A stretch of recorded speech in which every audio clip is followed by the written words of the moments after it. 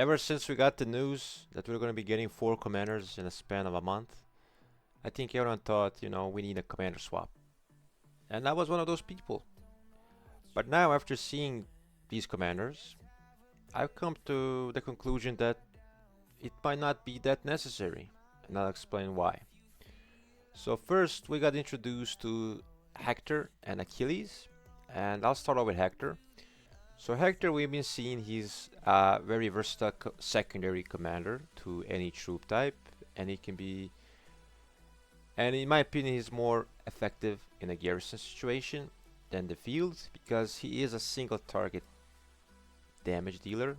At the end of the day, for the open field, you want to have AoE and ideally circle AoE, 5 target fan, or at the very worst 3 target fan. And he does neither of those. He's sort of like a nice secondary damage dealer, but in my opinion, and after seeing some results, he's more versed for garrison situations, which in turn should not be an investment priority for 90% of players who only focus on the field. So I would not work on Hector as a field player. And the commander I will work on out of these two is going to be Achilles, definitely.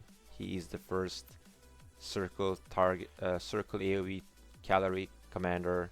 He is basically made for the open field, so he does everything. He got the damage, he got the buffs, he got more skill activations, and he's going to be a much better option compared to your current calorie commanders for the open fields, simply because of the AoE alone. The more AoE you have in the field, the better. I think that should be a very simple rule to remember. And after investing into single target commanders in the past, I would always kind of regret it. And the ones that have AoE, I rarely regret it. For example, I invested in Sargon years ago, and I still haven't got over that. So take my word for it. Stay away from single target commanders for the open field. It saves you sculptures. Then we got the new official cavalry, which are not yet into the game, but we've seen their skills, their skill animations, and some results in simulations. And Gang is a field commander, but he's single target. He is very tanky, and he's designed to be paired with Achilles because he provides the tankiness in order for Achilles to fire off his active skill more frequently. But this could be, a good option if you're running 2 or 3 calorie marches. But if you're a cav player, you will probably have enough heads to max both of these commanders, and you don't really need a swap for it. But if you're like a regular player who does all troop types or does more troop types than just cavalry, I don't think he's going to be an effective investment, simply because he's just really designed to be paired with Achilles, and he's a single target. He might not have a long shelf life, and I would honestly stay clear if you're not a cavalry player. That's just my opinion. He might be giving you some better trades here or there, but he won't give you like the overall AoE effectiveness compared to Arthur Achilles, for example. Then we have David somewhere. There he is.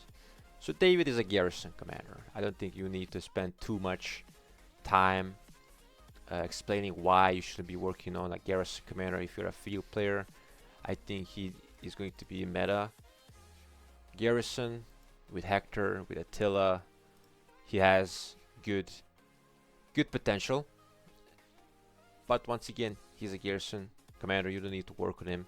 He wouldn't really work as a city garrison. I know people might skip out on a field commander to work on their city garrison so they can run a teleport more effectively, but I don't think this is the guy. I would rather work on Matthias, for example, if you really want a city garrison. Matthias is our current leadership cycle, but it's a luxury commander. You don't need to work on him.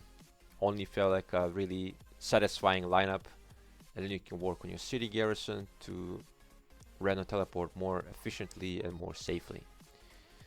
So out of those 4 commanders, only 2 are really needed, and honestly I would argue only 1 is necessary, which is Achilles.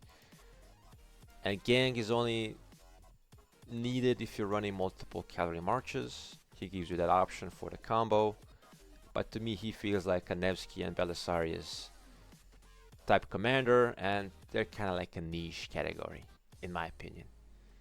So